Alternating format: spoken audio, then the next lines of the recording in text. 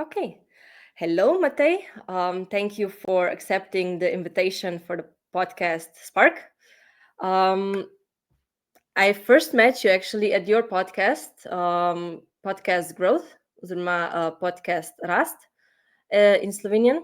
And I was in that time of my life, in a weird period of my life when I was rediscovering myself. So your podcast helped me a lot because I saw different ways of how people think, different ways of how people achieve their goals, how to become more positive in thinking.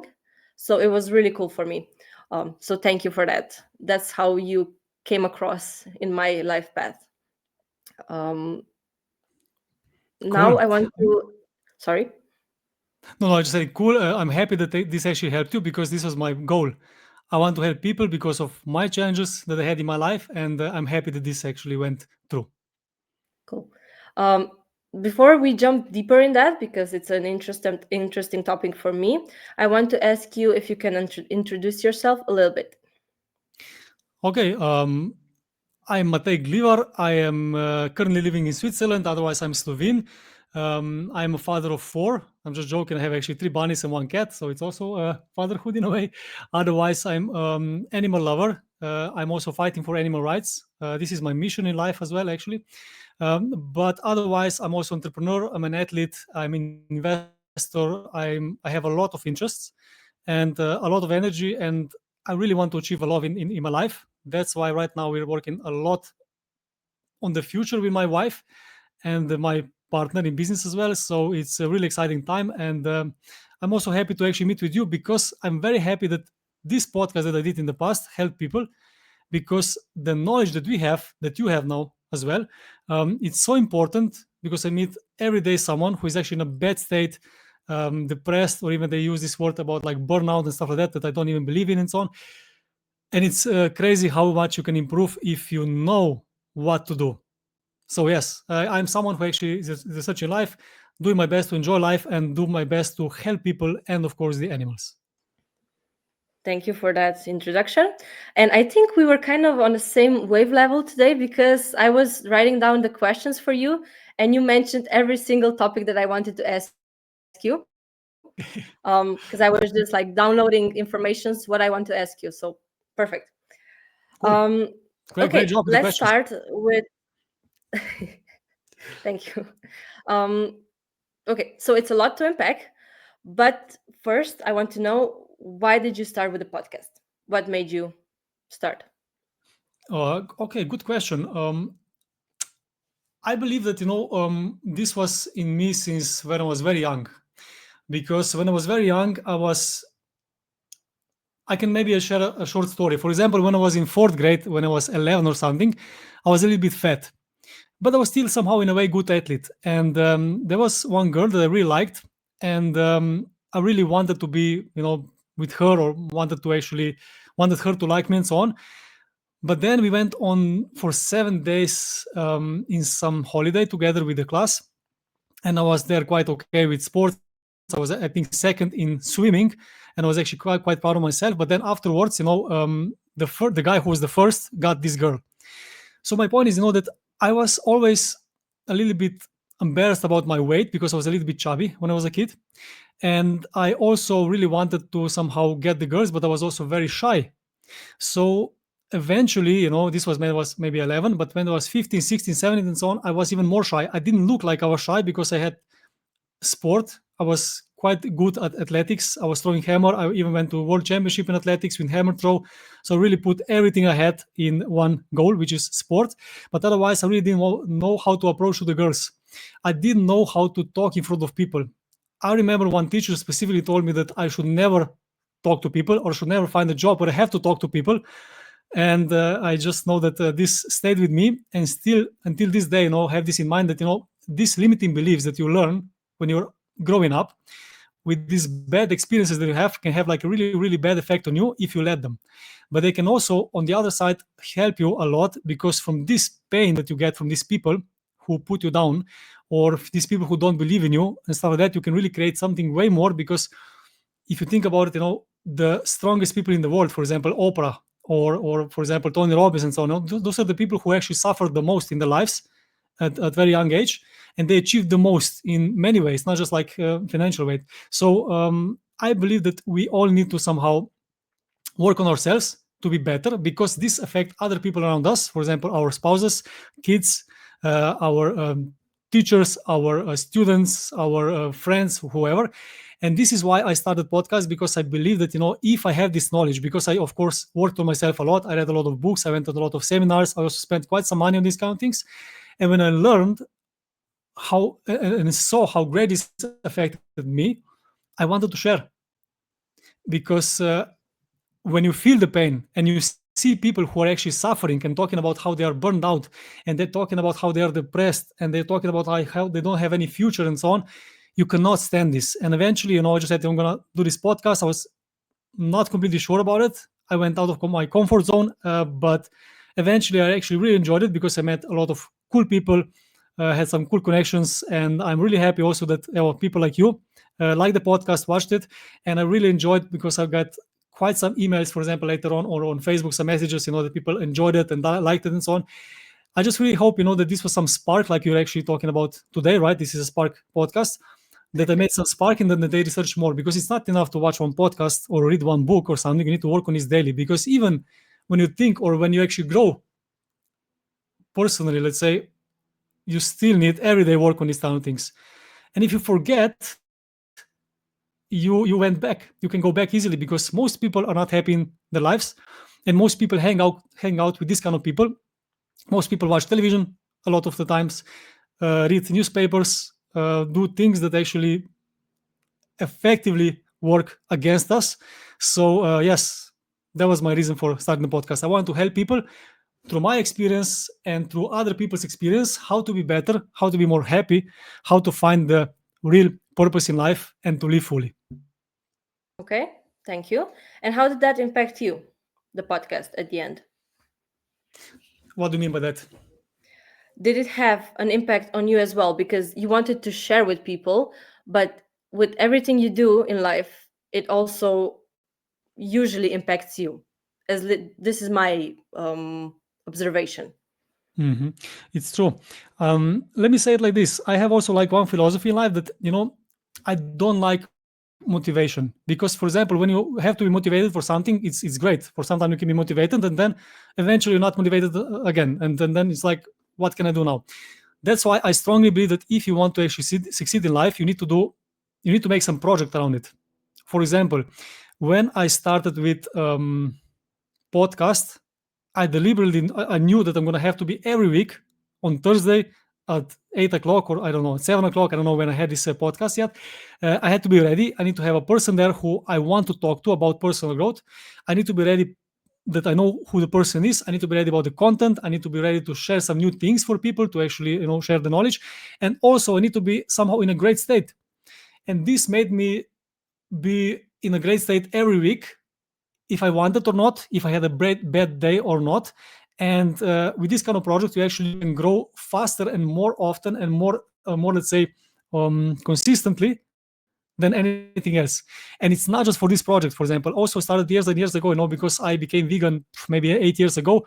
Because first of all, because of the health, I was like, I want to be healthier, I want to feel better and so on. I didn't have the energy, I was bloated, I really didn't feel so good in my life, I didn't have many things. And then when I became vegan, I saw, oh my god, now I feel so great and so on. But eventually I became really vegan because of the animals, because what you're doing to the animals, it's crazy. You never think about these things, but really, we know that we have to kill animals to eat them, right? Or that it's a lot of violence and so on. But it's just like words, it's like violence, it's killing animals. It's like, oh, we need to do this because everyone is doing it. But it's so barbaric and really so harsh that when you actually go into this direction, you have to again share. So I actually did a project called Zgodbe Vegano, so stories of vegans, where I just filmed 100 people who became vegan for some reason, and I shared this with other people. And again, I had a project where I was for 4 years actually locked every week. Again on Thursday, I was sharing, this video of one person, and needs to be filmed, needs to be edited, it needs to be promoted. So it's a lot of work going in this kind of project, and it keeps you motivated and keeps you actually going forward. and I achieved way more in this way. For example, in 3 years, I think we achieved in Slovenia more than 1 million of minutes of use of this content, so only on Facebook, only on Facebook. So if this is the real result or not, because this to the animals doesn't help much, but it's a spark. I really like the name of your podcast, because it's a spark. You can actually influence some people to start going into these topics. And then again, now with business, if you want to be successful, you need to have a business that you need to work on consistently. So my point is that this podcast gave me a lot, because I could work more on myself. I went to more seminars, I read more books. I was working on this method, because if you want to share things, you need to know them first, and it helps in every area of life. So specifically, if you're interested in the project, for example, now as well, I know that you want to ask me about this, because you said before, me and my wife, we are married for 3 years now. In 1 month, 1st of April, we're going to be 3 years married already. And no one teaches you about marriages, how to be in a marriage, what to do, what not to do, what are the good things, and so on. And sometimes somehow you just think that it's normal what you see at home. So first of all, my wife's parents were divorced quite soon. My parents were also arguing a lot when I was younger, and also how we argue, how we are. If you don't really focus on how to do these things, if you don't learn actively, because otherwise you don't learn this in schools or someone else, then you are behind. And now we have a project as well that's going to help us for sure grow a lot in the personal growth and marriage area. And of course, with this, we want to help people, because it's tremendous results when you know what to do. Okay. Well, that is so great. First of all, for everything that you said and for the project as well. Congratulations on that. And congratulations on 3 years of marriage, because it's not the easiest way when you, like you said, don't know how to do it. And usually in Slovenia, I think we are surrounded with marriages that are not happy, let's Yes. say. Yes. So congratulations on that first. So you said that you wanted to make yourself be good at things and that you don't believe in motivation, discipline. In motivation. Okay, motivation. I also am struggling a bit with that, because yeah, sometimes you're really high and you want to do everything at once, and then it comes a bad day and you're like, nah, I'll do it tomorrow. And then another day comes and you're like, no, I'm gonna do it next week. So you can get yourself easily in a loop of not doing things. So I really like your idea of making a project for everything that you want in life, because then you force yourself, because you have to do it.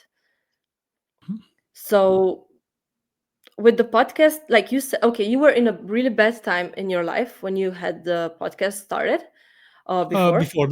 Before. When I started, I was Um, actually great, but before I had mhm. challenges. Yeah. And you decided to start with the seminars, with reading books. How did you help yourself in the beginning? Huh. Yeah. Let me start like this, because a lot of people have challenges, and you want to help them somehow sometimes when they start sharing and complaining and so on. But the problem is, if they don't really want to change, is you cannot help anyone. So also for me, until I was ready, until I was in such a pain that it was really unbearable, because we are very resistant. People are very Mhm. resistant, and we can actually carry a lot of weight on ourselves. Maybe not if it comes immediately, but if this goes slowly and slowly and slowly, this starts to stack, and then you just feel like worse and worse and worse, and you don't even notice, that maybe 1 year ago you felt like amazing, and now you feel just like worse and worse and worse, because now we all live now. We all think about, like, in 5 years, in 10 years, in 15 years, or in 20 years, but in reality, we're going to live now, no matter what's going to happen. So when we live now, we need to know that, if we feel great now, super. If we don't feel great now, then we need to change something now, and we cannot just wait for something that's going to happen for us in the future. And when you realize that, no matter what you do, now is the answer. You need to learn how to actually now find the ways, how to find the ecstasy in everything you do. And if you not if you cannot find the ecstasy, you can, but you can, because even now when I have like really heavy times, I can find the ecstasy in like being really down, because I know how great I'm gonna feel when I'm gonna be up. And also I know that I'm gonna have to do things to get there. And also I know this is the process, because life is winter when it's cold and dark and wet and everything, and it's like, when this gonna go away, or just metaphorically, of course. And there is a summer when everything is great, or let's say spring when everything's great, flowers are growing, the sun is shining, everything's beautiful, you're in love or whatever. So this is the same in life, in business, in everything. We go over these periods of time when it's actually great, and until other periods where it's not so great. And when you know that, when you're in a bad place, that you have to just actually go through, and this is going to happen anyway, that the sun's going to shine again, it's way easier. And I think the solution is not motivation, like you mentioned before, or I mentioned before, but the solution is the vision. You need to know where are you going. I think the most important thing, at least what I learned in my journey, is that you have a clear vision, what do you want, and let's say an appealing future, that I have an appealing future, even though you need to live now, but you need to have an appealing future to know why you do these things. So then, bad times, good times, you don't care. I mean, you care, but you know what? It's okay, because you have an appealing future. And I think this is the problem, that people don't have a appealing future sometimes. They say, oh, I'm not motivated, or I'm really down, or I feel bad in my health, in my relationships, with everything. The problem is you don't have the appealing future. When you have appealing future, you're going to find the ways, because automatically, subconsciously even, you're going to find the ways how to get there. And I think this is what we need to do. Not just to put the goal, for example, for 1 year or whatever, but to put the goal, or let's say the vision for your life. Where do you want to go? Who do you want to be? Where do you want to live? Who do you want to be with? What do you want your life to look like? And when you ask yourself these kind of questions, you get different answers. And with these answers, you can really somehow, consciously, of course, and also mostly subconsciously, find the ways there. And then you start working towards your health, because health is the base. Because when you feel great and you feel okay and so on, everything else is possible. And if you don't feel great, and if you feel really, really lousy and bad and so on, or you're sick, nothing can go well. Nothing. And then after this, you can go to relationships, because also if you're healthy and everything, but your relationships are not going well, also your business is not going to go well, sport is going to not go well, because the recovery is going to be also worse and so on, sleep is going to be worse. So everything's connected. My point is that we need to find always some appealing future, something that really excites us, to see ourselves, let's say, in 3 years, in 5 years, in 1 year, next month, and also this week. All the time we can have these appealing futures for like a couple of days, even for daily. Small appealing future, something that's going to really appeal us. Today I'm going to do this and this and this, but in the evening I will, spend half an hour with my wife, or with my cat, because she's right now, she's here right now, my cat. And you need to find some things that's going to actually bring joy in you, because I know that I'm talking a lot now, but I think it's really crucial that person needs to find somehow joy in this moment, and needs to find the way how to live life in a great state. I was talking in my podcast last, we were talking mostly about this, how to live in a great state, because it's not so easy, right? Because so many things can affect you, so many things can happen, and you just can flip out, you can be nervous, angry, sad, frustrated. But these are just the things that you don't want. But if you focus on what you want, how you want to be, and so on, you can train. And when you train on these kind of things, it's completely the opposite of what your brain is telling you, what other people are telling you, what you see in the world, if you read newspapers, or let's say, I don't know, watch some movies or whatever. But when you train yourself for positivity, or something that you want, what you want, and you focus on this, life is different. So yes, podcast Rust was mostly done because I wanted to talk about like the most basic things. And the most basic thing, of course, is not so simple. It's actually not so easy, but it's so simple. Is just to be in a great state as much as you can. So you actually achieve being in a great state every single moment, or like at least most of the time in the day? Yes and no, depending on the situation. Like, is it winter? Is it now summer? Is it spring or whatever? In this, forms that I said before. So sometimes also, let me say, in January, I was very challenged with many things, because it's a new year. You start newly.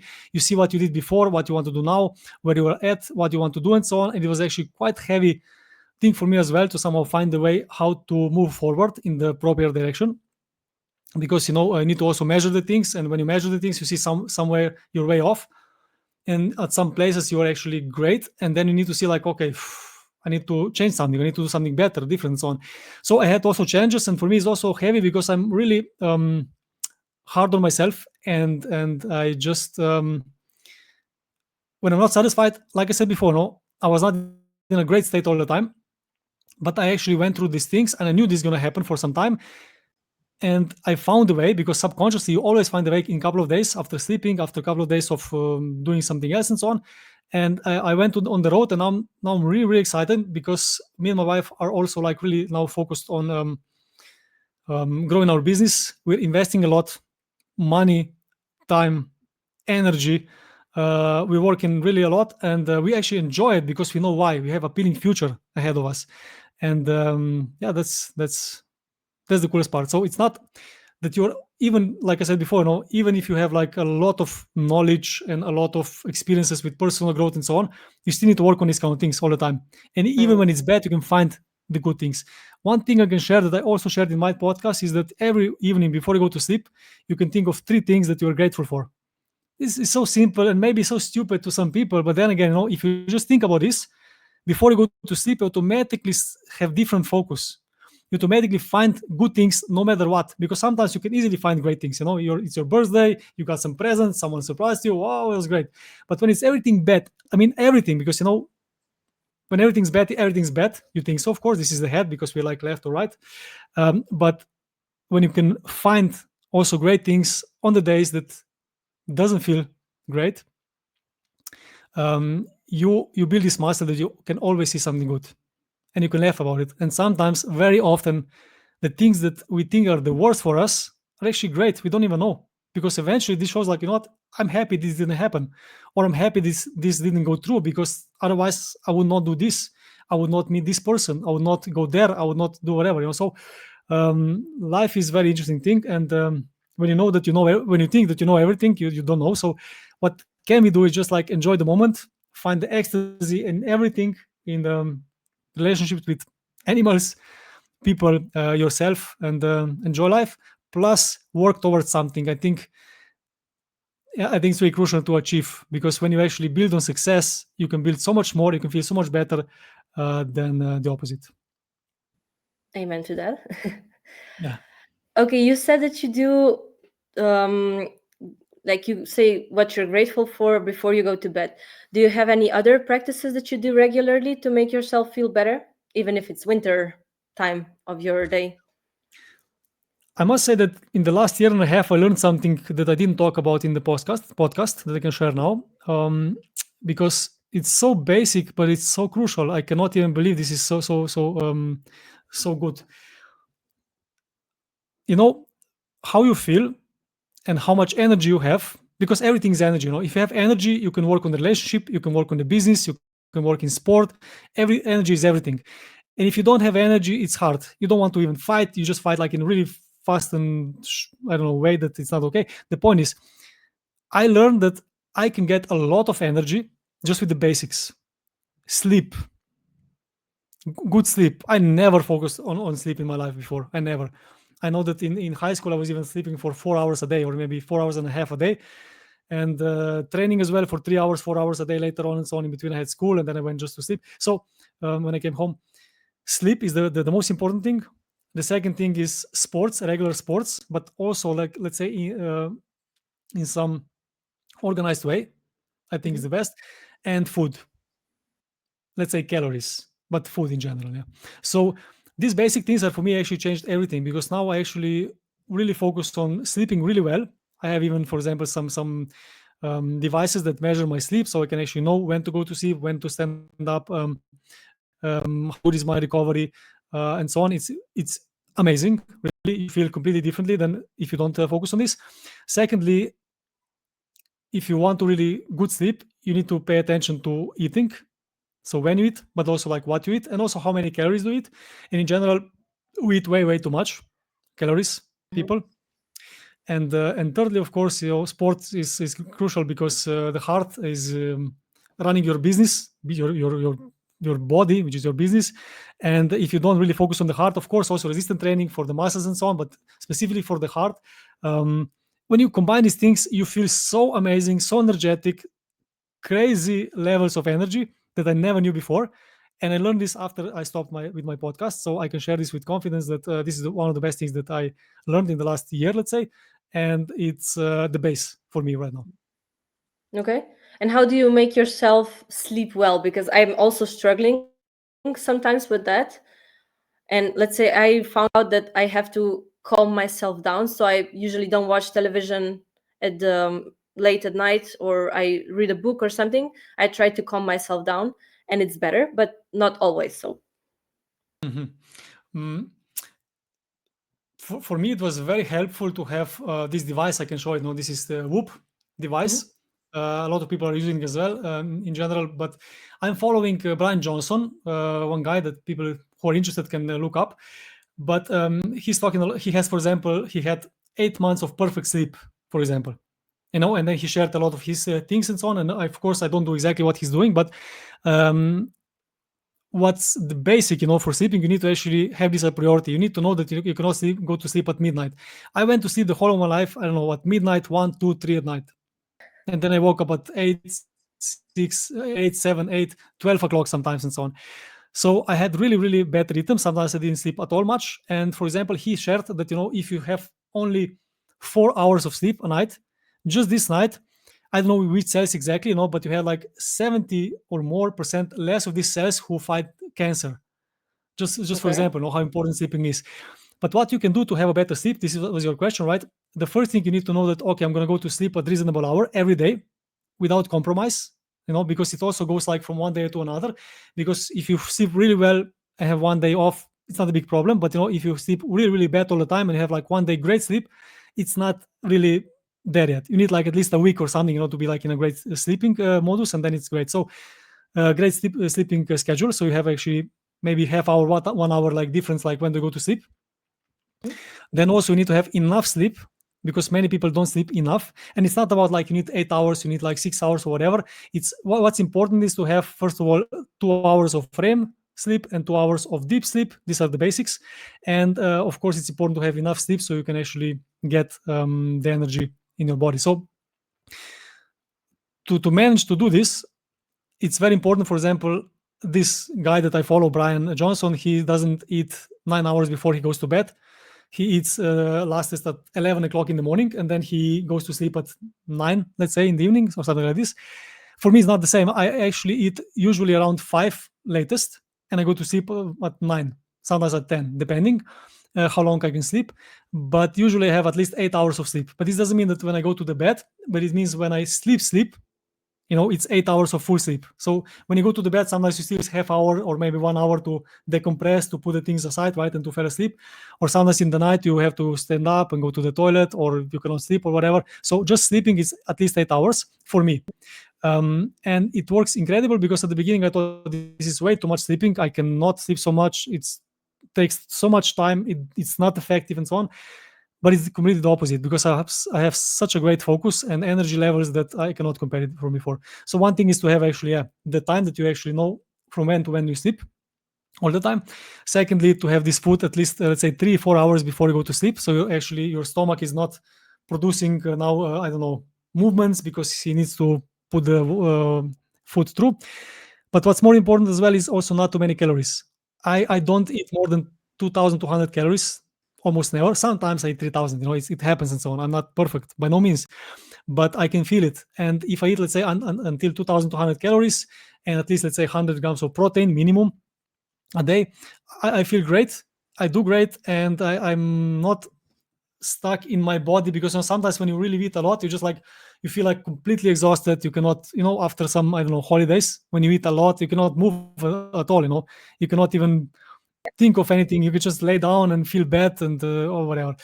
So you just eliminate these basic things, and this is half done. So go to sleep at reasonable hour. Don't eat 4 hours before you go to bed, or 3 hours, or Mhm. and eat, of course, not too much light food, and of course good food, but not too much. Those are the Okay. basics to have a good sleep. And it works for you, so Yeah, cool. Okay, of I course. will try it. Yeah, of course. I have to share that, that if you, of course, train as well during the day, a little bit, not too much, but enough, you also sleep easier and better. Mhm. So this also helps. Okay. Interesting. Definitely something to check up, because I also see how, like, if you wake up tired, you don't want to do anything else. So you're just Mm. like, the day is already ruined and it just began. So I completely understand and I agree. Energy is everything, really. When you have energy, think about the days, when you have a lot of energy, what can you do? And this is the great Mm, state that I'm talking about. For example, it's so much easier to go into great state, not just because you're jumping or doing some things that you go to the great state or focusing on this, but it's also because you actually feel different, you feel great. And when you feel these things, you automatically become a person that you want to be. And think of now, just you or the viewer, think about a day when you felt great, amazing, energetic, you could move mountains. And if mm, you think about, that if you can reproduce this day every day, or let's say most of the days, to work on the things that you want, how much further will you go? How many things will you do differently? In which attitude, in which way would you do the things? How would you react to your spouse, to your business partners, to your clients, to your friends? Completely differently. And I think this is a huge, huge deal when you're focusing on having a lot of energy.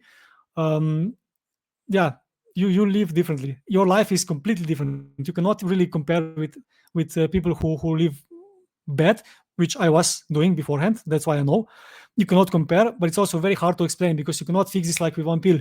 We are the society when we just want fast solutions. We want fast pill. yeah, What can I do to do this? And give me a pill, give me a solution, give me one podcast, and this is going to be done. Unfortunately, it doesn't work like this.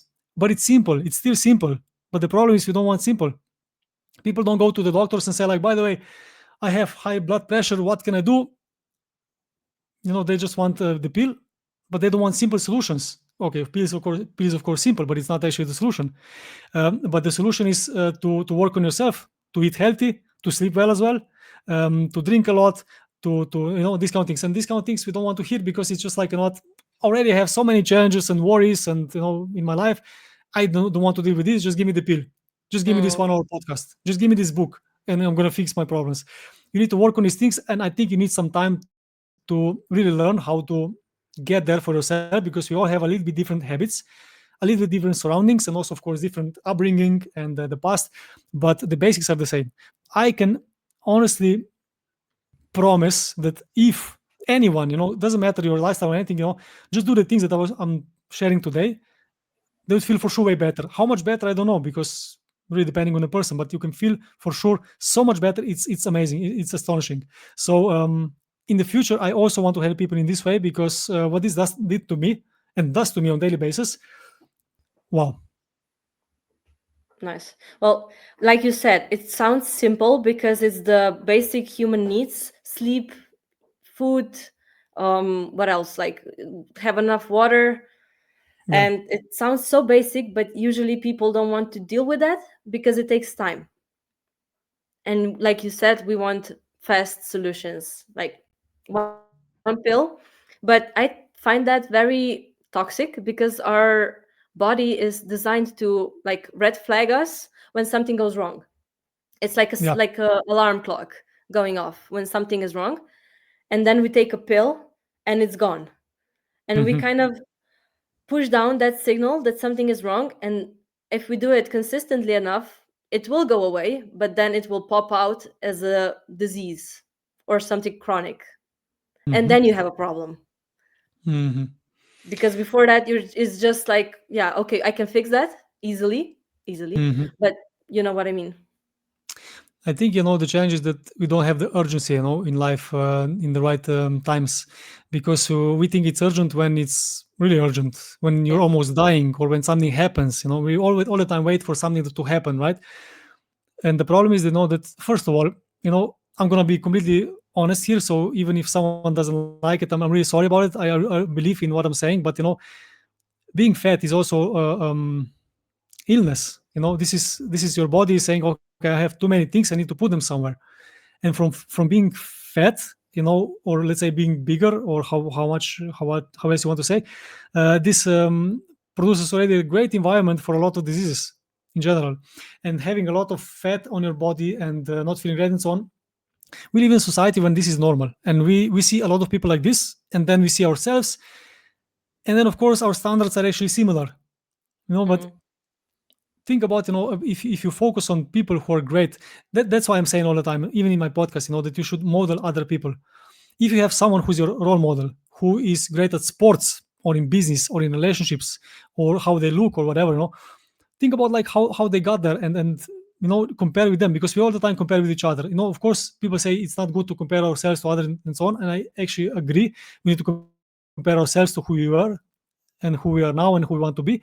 But still, we still gonna be comparing ourselves no matter what with each other. And if we do this, let's rather compare ourselves to the people we want to be, not to the people that we see around. Because of course we are product of the society, of people around us, and so on. And even if you don't have this privilege to be around people who are great body wise or health wise or business wise, whatever, you can read books. Start somewhere. You can read books. You can watch podcasts. Today, it's like we have so much information everywhere that's also confusing. But on the other hand, if you know what you want, you're gonna find it. So find the people that you're actually that you like, put them on the wall, think about what they do, um, mimic them, and so on. So yeah, it's a challenge because we are looking for fast solutions, and people don't see that it's a problem when you get a little bit like ill. You got the first pills, and then the second pills, and the third pills, and so on. And when you don't go really down to really focus on the cause why this happened, and really focus on the healthy living, um, yeah, it's a sad life, because people say they don't want to live for a long time, right? Because they connect to live long with live bad, because then you cannot walk, you cannot almost talk, you are, I don't know, you have dementia, whatever. But it's not true, it's just if you let this happen, you can really actively work against these things. And I'm not saying like against all diseases, and of course I might have some disease now, or I'm gonna get it in the future, but I'm saying that for most parts it's like the level of chances that you have, if you really work on your health beforehand, it's so much more clear and so much more easy that you're going to live not just long, but healthy long. And this is what we would all want and need. So, um, again, I think this is part of personal growth, because you need to first of all start going out of your comfort zone, Yeah. doing the things that other people are not doing, focusing on some other things that people are not focusing. Because most people, and I'm not just talking, I mean, yes, most people, I think so, they watch, um, I don't know, we call news every day. They read newspapers, and in this case you just focus on the bad things. And in this case, you are not the best self you cannot be. You're just focusing on the things that are bad in your life. You're going to see the bad things if you want it or not. Your conscious and subconscious mind are going to find the bad things, and it's like vicious cycle. That's why you need to go out of comfort zone in any way that you want to improve in. And I believe that the personal growth is the first thing to do. Okay, thank you. Do you have a role model? I have more of them. Okay. Do you want to Yeah. share some of them? I mean, in personal growth, I would certainly say that Tony Robbins is certainly one of the people who I admire the most, based on Hmm. what they did in their life, where they came to since the beginning until now. But also, how he lives his life, how many people he helps, how many lives he affected, and how many lives he still will affect with his ways. He's truly amazing person, honestly, and I really think this is my biggest role model. I have also, for example, in the health span area, also, for example, is Brian Johnson, that I really highly recommend. He's trying to live forever. It's a bit funny character, but also like philosophically, he's talking about the things that most people cannot really comprehend at first. But yeah, Brian Johnson is like a huge deal for me, because I really try to mimic his way of living to be healthy and to have a lot of energy, vital, and so on. But otherwise, I have also in business many different coaches, and one of them is, for example, Russell Brunson. Then certainly, yeah, more these kind of people. But I think it's also important to have, let's say, one from each branch in a way. It's Hmm. cool to, of course, know more people and so on, but one, and just follow one person that you really believe in and just do what he does. Because it's even more confusing if you have, let's say, I don't know, now Tony Robbins and two other people or three other people, or another person who just follow for one thing, another person for one thing. Because if you have one person who is great at most of the things that you want in life, you should believe him and do this first as much as you can, and not skip and jump and so on. Yeah, yeah. And the same goes to business. Of course, sometimes you need to actually have some decisions and say, okay, now this is not anymore what I want or need, or this doesn't bring me where I want to go. You can change these things, but I'm just saying that jumping from one to another person all the time, or jumping from one project to another or something, doesn't work the best. So yeah, it's good to have like one person in one area, one person in another area, and that's it. So, Okay. who is your role model? Do you have it? I have from a personal growth. I have Anna Bucevic. I don't know if you know Oh, her. I do very well. She's cool. Um, it also helps me. Yeah, whenever I feel stuck, I just kind of remind myself that she did did it, and so that I can also like go through the challenges and I can also make it happen. So her, Esther Hicks, things like yeah, who else? And I also, yeah, some also like really successful people that have their own companies as well. So Okay. like you said, different people. Super, super. Yeah. I think it's important Uh, because we all learn from other people, and because someone walked some road and did it, and if it's if he did something, or if she did something, it's possible. So now, even if you believe or don't believe in yourself enough, to say, okay, I can also do this, it's still the way you can do it. It's possible, literally possible, because someone did it, and it's really mm, beneficial to somehow focus on these people and learn from them, because we all need to learn. We all exactly. start with nothing. We just we are born. Of course, we are benefited with maybe good parents or people around us and so on, but it doesn't matter. You all have the chance. If you're like 18 years old or even younger, 15 years old, maybe even 13 years old, whatever, you can really still decide like who do you want to be and so on. Of course, you're too young then, but we always can change. And also, even if you are 60 years old and you are not satisfied with your life, you can change a lot. You still have 40 years ahead if you do things properly, and Yeah. it's like, why not?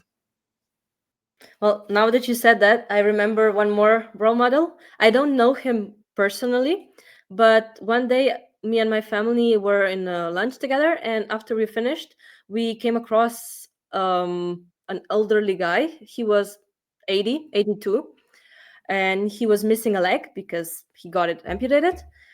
And he was there with a crutch, and we asked, like, my brother went there and he started talking with him because, yeah, like randomly started talking.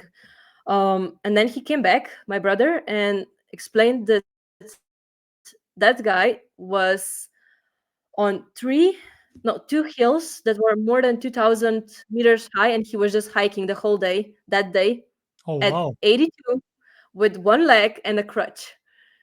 And I said to myself every single day from that time on, I was just constantly saying to myself, I want to be, when I go old, I want to be like that, because I know how you can be with all the diseases, being fat, not being able to walk at 80, and I don't want that life for myself. So Hmm. I constantly remind myself that it is possible. You just have to, yeah, take care of your body and your Hmm. mind. Hmm. I think it's great what you're saying, because my wife, for example, she was really not into sports at all at the beginning. She was never an athlete. She even said like sport is mort, which means in English, sport is murder. Really weird saying in German language, But she was never into these kind of things. And every time we went somewhere or do some things, and I tried to help her with some maybe advice, because I was an athlete since, I don't know, very very young age. She was almost annoyed by it, and she didn't want to hear anything and so on. But I have to say now that now for a year and a half, she's an athlete. She goes to fitness. She sleeps better. She trains with weights.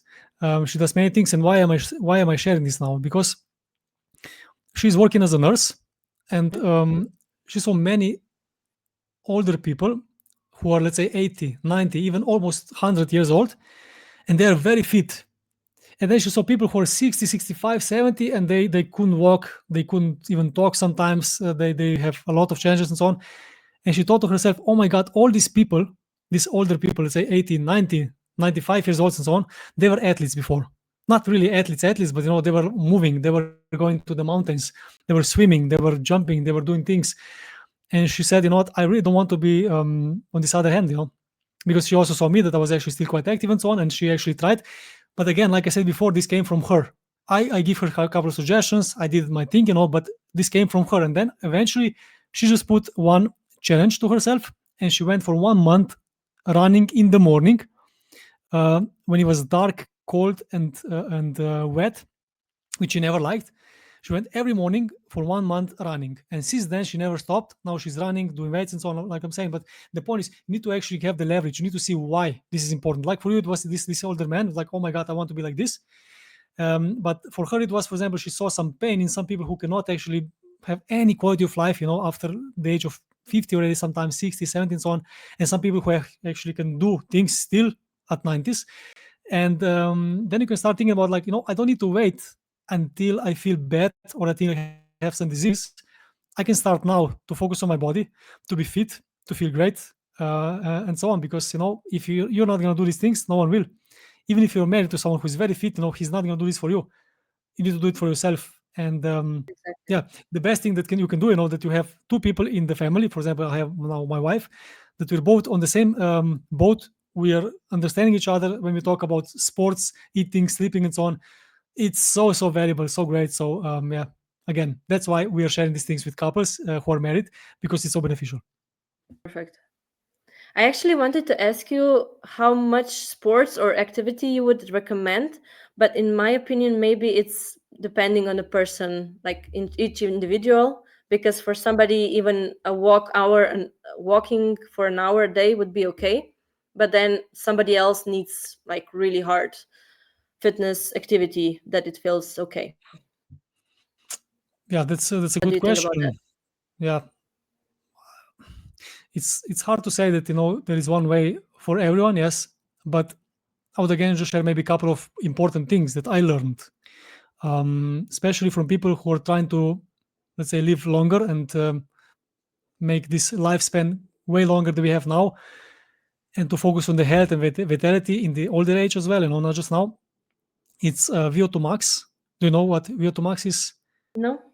Okay, VO2 max is, you see, I don't know how to explain this properly, but you can check this on Google and so on. But VO2 max means how much oxygen can your body somehow take in or produce or whatever when you're under a lot of stress. So when you're running Hmm. very fastly, or when you're cycling and so on, where you're like really sweating a lot and you cannot breathe anymore, when it's really hard. And this level of VO2 max that you have, it has a strong correlation with like people who are living way longer and way healthier, and people who actually die soon or sooner. And this VO2 max, for example, is I'm doing this twice a week. Once I do, for example, 4 times 4 minutes, very hard. So some exercise, you can run, you can swim, you can cycle, you can fight, you can do whatever you want for 4 minutes, 4 times in one day. And this is just once a week. And one time a week, I do 2 times 8 minutes. Again, hard. That's it.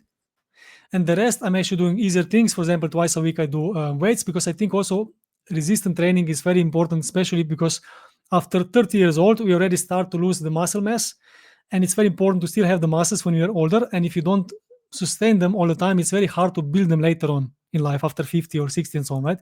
So it's very important, specifically legs, to have strong legs with some squat, jumping, stuff like that. This is crucial for everyone, I would say, in general. And VO2 max training, so to have the heart really pumping and working hard, it's also crucial for everyone. So these are the two things that are crucial for everyone. And now, what and how to do things, it's depending on you. Because for me, I really enjoy also running. I really enjoy also lifting weights. I also enjoy climbing, but I don't have time for this in this moment, or I choose not to because I have priorities elsewhere. But you can easily do anything else. You can go dancing, for example. My wife goes to dancing. You can go to swim. You can do whatever you want. So it's not the point. The point is you need to work on the heart. So the heart actually really pushes at least once a week, if not twice, hard. And twice a week, let's say, you need to do something for the resistant training for the muscles, so you can maintain fit body, strong body, and specifically legs and ass. That's Mm. my thing that I learned from these things. Yeah. And you actually feel better afterwards. Certainly, yeah. Yeah. Not just better, but you also have the base for the body to actually live strong, and you don't get injuries so often. You feel better, and of course, by longevity methods, these are the base: VO2 max and resistant training. I will Google it up because this is the first time I hear about it. But my cousin was talking about lifting weights because you start losing how do you say um Muscle mass of mass. your muscle. Yeah, Yeah, thank you. Um so yeah, definitely I started as well lifting weights. I also do push-ups. I also go every day for 2 hours walking, so I super. also try to be as active as possible. Super. And I really Yeah. think you can find a good ways to do this, because even if you don't have the time, because a lot of people say they don't have time, and I even was in between, like, oh my God, I want to do so many things, I don't have time for sports. But it's also like I don't have time to sleep well or long enough or time for sports and so on. The challenge is that yes, you this takes some time, but the time that you're free, that you don't do these things, you have so much more quality in your energy levels, focus levels, creative levels, and so on, that really pays off. And yeah, you need to find the reason why. And actually, you need to try it. You should not believe anything I'm saying right now, because I also had to try these things to believe. Because I can talk and talk and talk about sleeping, I can talk and talk about drinking, eating, and so on. But if I don't do it myself, experience myself, and actually see the proper difference, then you cannot really understand. So yeah, you need to try this for yourself. True that. Before you say it doesn't work, you should definitely try it. And not one day, and not 1 week. Let's say at least 3 weeks, and then say, good, this doesn't work, but do Mm, it. true that. Okay, so we kind of went through the foundations. You have to feel good to be able to have a good quality of life, to be productive. And you said, like, for you, sleep is crucial, healthy eating, eating enough, not too much, not too little, exercise, and your state of mind. And you Yeah. also stated that in the Facebook, on your Facebook site. Beautiful state, no matter what. You experience the life you focus on. Whatever you feed grows. So I completely agree with that. And we kind of went through that. Now I want to focus on the achieving your goals and dreams. You said that you have an appealing future. Do you want to maybe share it? Aha. Um, I mean, yeah. First of all, let me say that my appealing future is, one specific thing, that me and my wife, and with kids, we don't have kids yet, but we're gonna live in the beautiful beach. We are already now thinking about, like, should we go to Spain, Italy, Croatia, somewhere near, because we also want to see our family often, especially with kids and so on later on. But for sure, we want to live on the beach, to have the sea next to us, the sun, and so on. So that's one thing. Another thing is, our mission, we also met in this way, is to help animals in need, because no one really is helping animals in need, especially farm animals. We are just thinking they are there for us, we can eat them, we can do this and so on. And I really strongly believe that in a couple of years, let's say maybe in 10, 15, 20 years, we're not gonna believe what we did to these animals, what we're doing right now, because we kill Yeah. more than, I don't know, 80 billion animals per year. This is just land animals, and I think 2 trillion water animals every year. The number is so big that you cannot even understand it. I don't understand it. It's too big. And if you think about, like, how one dog or one cat, how she feels, this is personality, right? And Yeah. one pig is the same. Pig is even smarter than a dog, and so on. What we do to these animals is unbelievable. So our mission in life is to end animal farming, and we're gonna do whatever it takes to together. And of course, we're learning how to do this, because there are ways that are effective and ways that are not effective. And right now, we're actually making a film, a documentary about our marriage, about our wedding, actually, how we got married, because we saved 16 animals from farms in our wedding. We also went to the church to protest, because they for the Easter, when they kill a lot of hens, a lot of pigs, a lot of sheep, and so on. And yes, our appealing future is, we're going to be able to help these animals more than anyone else, because we're going to dedicate our lives to. First of all, we also need more money. And when I say more money, that's why we're now focusing on business as well, where we're going to help a lot of people with our knowledge. For example, personal growth is one of them, together, because when you have the money, you don't need to, for example, like now, right now, I'm working sometimes 16 hours a day, and I don't have really time to really help the animals as much as I would want. Even if I have some Facebook page, I do some live eventually and so on. I go sometimes out and do some protest. I cannot really help animals properly, and we want to do this in a big way. And for this, we need, of course, to become who we want to be, to have successful business, to work with a lot of people that have similar views, and of course work towards this. And what we're going to do in the future, we are not completely sure yet. We have a couple of options, but for now, we are working on the documentary that's going to be finished this year. I'm very excited to say this, because we're already working on this for 3 years. We are working now on the business, where we're going to help couples, married couples, to Hmm. be happier in their marriages, which is a huge deal. And right now, we are actually, one of our projects is to find a way how to move abroad, how to move to the seaside, and live our lives how we want to. And then we are strong enough to do what we want in life. For now, we are still somehow working for other people and getting the money in, so we can actually sustain everything and produce all the products or projects. But in the future, we want to actually do this on our own terms. And our mission in life certainly is to help the animals. We don't know yet how, but we're gonna find a way. Like I discussed before, sometimes you don't know how you're gonna get to the goal, but you want to get there, and we're gonna find a way. Okay. So the goal is helping animals and living like you described with your family, but everything that you do, all the projects are foundations fundamental for that main goal, if I understand correctly. Yes, yes. Mhm. Everything, everything that we do, every decision that we take for the future is connected to the animals. Because, look, first of all, for us, because I also said that, we want to be happy and have control in life and have money and so on. Look, when you are happy and you have everything in life that you want, you can really help a lot of people Yeah. and a lot of animals. When you're not happy, when you feel weak, when you feel like nothing goes your way, when you don't have chances, options, you cannot do much. So we for sure know, because we actually started with activism for animal rights years and years ago, and we started in different ways where we learned a lot of the things that works, but also a lot of even more things that don't work at all. And we need to figure out how what do we need to do if we want to achieve, our mission in life. And Mm, for that purpose, we need to actually get really great in personal growth wise. We need to be healthy, fit, and strong. We need to be, of course, also great with money, if not say rich, because then you can really affect a lot of people. And through these people, you can get to the conclusion of yeah, ending animal farming, which is one of the biggest atrocities today. It's okay. really terrible what we do. And the film is gonna be human kindness, right? Is that the film? The film is Human Kindness. This is the working title. We're gonna change Mhm. it because in Okay. the last 3 years when we did this film, we changed a lot of things since we started. A lot of things moved because we met a lot of people who are way better in this area for us than us. Because when we started, we thought it's gonna be a 6-month project, but then it Mm, grew and now it's actually 3 years and a half, I think so, already altogether.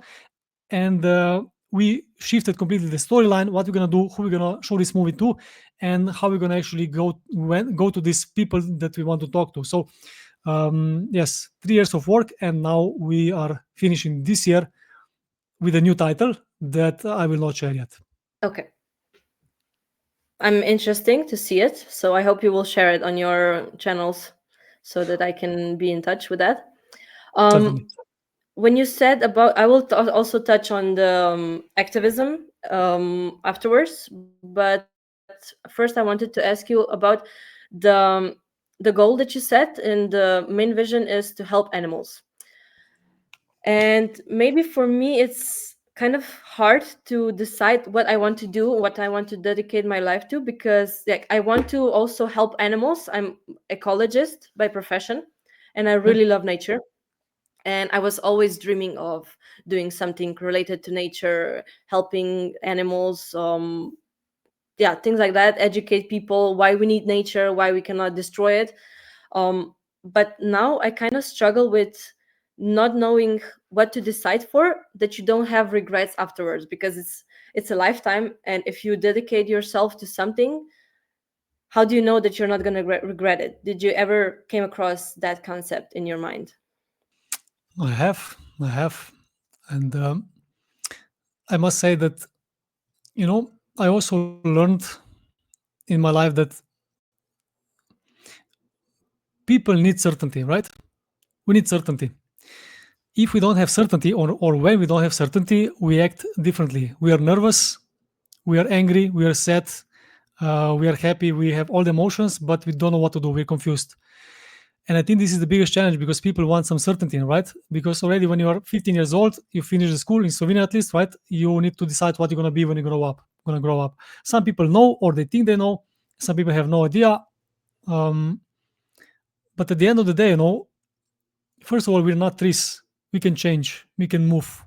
We live up to 120 years, let's say, and it's almost never too late for anything. So we can either focus on the fear, is this the right decision or not, or we can focus on what do we want. It's harder because it's no certainty, and also if you think about it, with a lot of things we are somehow okay with not being certain, but because it's in the culture, because it's in the system, because everyone does it. For example, you go to school for, I don't know, chemical technician, or you go to school for a doctor or someone else, you have no idea what you're going to experience. You just know at the end of the day you're going to be a doctor, right? So there's a Mm-hmm. lot of uncertainty as well. And also many people change their course. Maybe they finish the studies, some people don't even finish the studies and they do something else. Look, I believe that we're coming now to the stage where we are going to have a lot of changes in the world, the fastest yet, I believe so, because just in the last, let's say, 30 years, or let's say 25, 30 years, we changed a lot with internet, with mobile phones and so on, with computing and so on. But now we're actually going into this AI era where everything is going to change so fast and so dramatically that we cannot even comprehend. And when this is going to change, we're going to have to change. So what I think is more important is to actually to know, okay, what do I like, what do I want to work on, in which direction or in which area do I want to work on.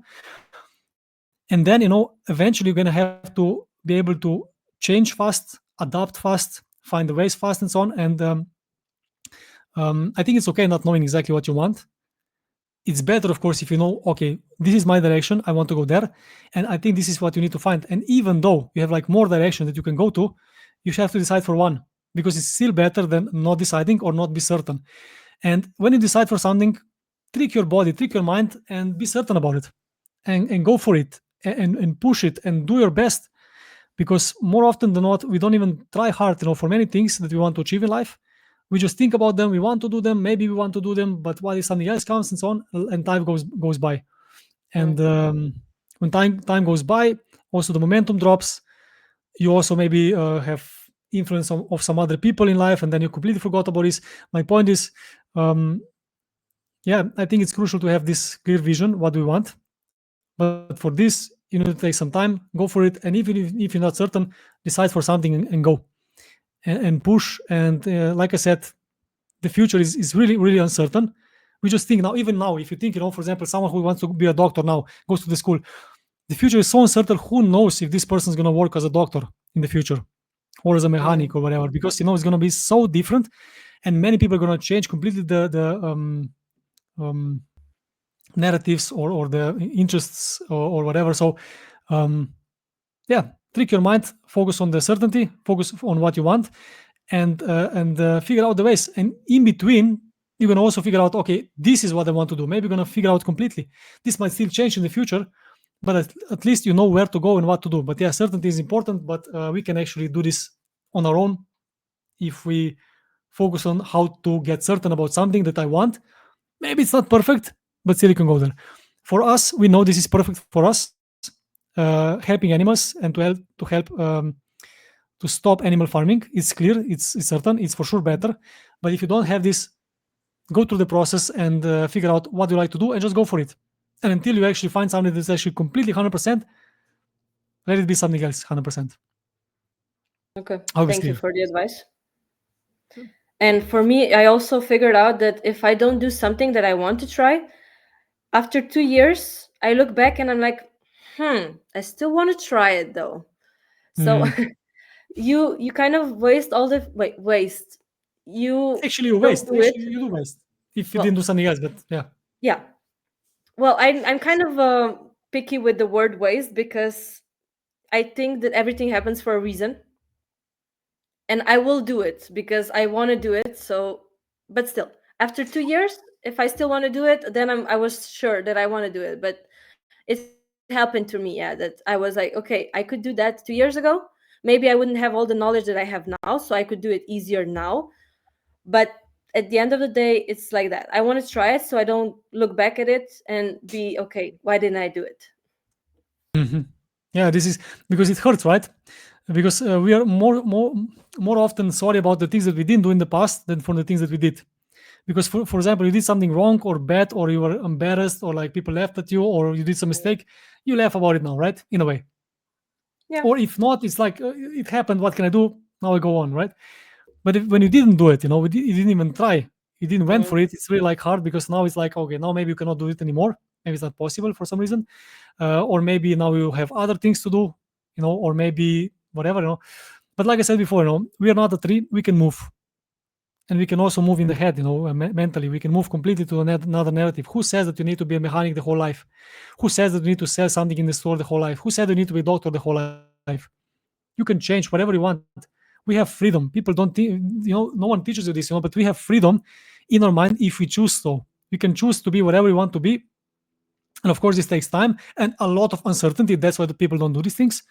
But yeah, it's the way to do it. And also, when you do things that you're not certain about, and when you do a lot of times these kind of things, your muscle grows. This comfort zone become bigger and bigger and bigger, and you also start to become proud on yourself. You're like, you know what? Okay, that's cool. I did this and that and that, and it's like, oh my god, you can build on that, and that's strong. You can build on that. It's not about like, oh, I'm so cool and other people are not. It's not about that. It's about like, I did so many things that now I have the proof that I can do way more things, and you can build on this so much. It's crazy.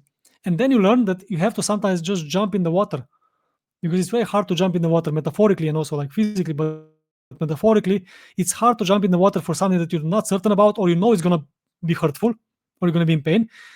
But most often than not, this is the best way to do it. And the more it hurts sometimes, the better it is, because the more you're gonna try. So So basically, no, it's like building a muscle. yeah, it's like building a muscle. Yeah. And I want to Mm, actually share again, that I'm not perfect. I'm also learning about these things, and I'm doing them, and I'm not doing this perfectly all the time. Sometimes I do, sometimes I don't, but certainly I know that I learned this. But knowledge, someone who is just watching this now, it's potential power. This is nothing. If you just hear about this couple of times, no problem. You're gonna hear this maybe enough times, because you're gonna watch maybe some other podcast or some other podcast and some other podcast. You're gonna maybe start doing something, but until you do something about it, it's not really valuable. It's not yeah, powerful. It's yeah, just knowledge. Who cares? This is potential power. But when you actually put this into action and you experience this yourself, you learn. And then you want to share it with people. When you grow from this, when you actually do something that changes your life completely, or your focus completely, then you want to share. You want to share with your friends, with your people, and some people are not going to be receptive to. Who cares? Because with this energy, you're going to find also the people in life that you want most, or more. And that's the key. yeah. I also feel the same because I found out how important it was for me to start with personal growth because it opened a whole new world for me, and I want to share it now, as like through podcast, with coaching, things like that, because I just want to help people, because they talk to me and I hear the problems and I'm like, I have the solution, I can help you. But yeah. Do you mind sharing maybe what happened with you? What was the lowest point in your life that you said, I need to do something, or what happened that you came to this place where you are now? uh it was when I was in high school, the end of the high school. But for me, i I got diagnosed with the disease. It's called ahalesia. So my esophagus didn't work properly, so I couldn't eat. My food was all the time coming back, and I was kind of choking. And part of that, it's also with the gastritis, something like that. It's in English. So my acid was coming up, and I couldn't Mhm. sleep because it was burning like hell in the middle of the night. And then I got depressed, so I was kind of hiding that from everybody else. Mm. And I got myself help. But at the end of the day, I decided that I want to be happy again. And I started reading, doing all the research, hearing the podcast from you as well. So all the things that I made myself feel strong again, more happy. And yeah, the doctor said that I could never heal my disease. And at that particular moment when the doctor said that to me, I was not even 18. Something in me told me, you can fix it. It's no big deal. You can fix it.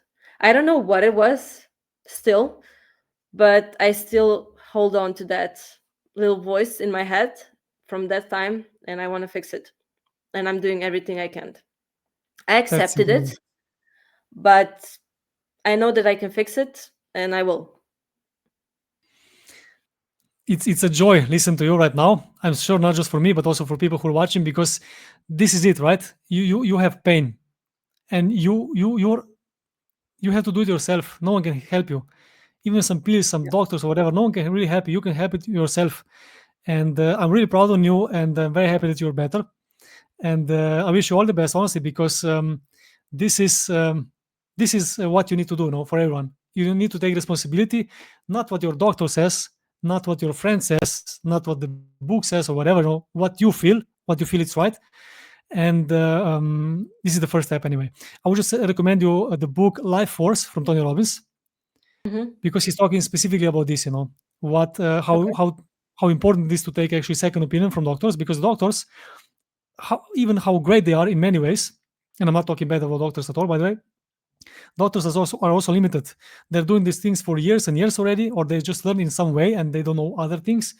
And they're right now, specifically in these days, coming in new and new um, ways how to improve health that were before unhealable and so on. So yeah, Life Force from Tony Robbins, I strongly suggest. And please let me know when you finish it, because I want to know what you thought. Okay, thank you. I will. By the way, I was actually on a seminar. It was like 5 days of seminar of Tony Robbins and Joe. It's a Italian last name. He's usually working with Tony Robbins as well. I forgot his name. Italian, I don't know, no. I will remember. But Okay. yeah, those two had 7 day like workshop. And I still remember I was living in Azores at that time. I was doing my internship. And I was coming home so tired from being on the boat every single day. And I was just listening to hours and hours of them talking. And I just got so pumped up. Also, with starting my own company. So I decided, okay, I want to earn my money. I want to do my company because I want to be the boss of my time, of my freedom. And yeah, I also started with healing myself. So everything shifted because I decided to. So cool. So cool.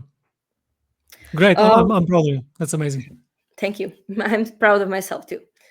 Oh, I also wanted to ask you about because when I was listening to you, I kind of got a feeling that you don't care what other people think about you and that you don't have that element of fear in you.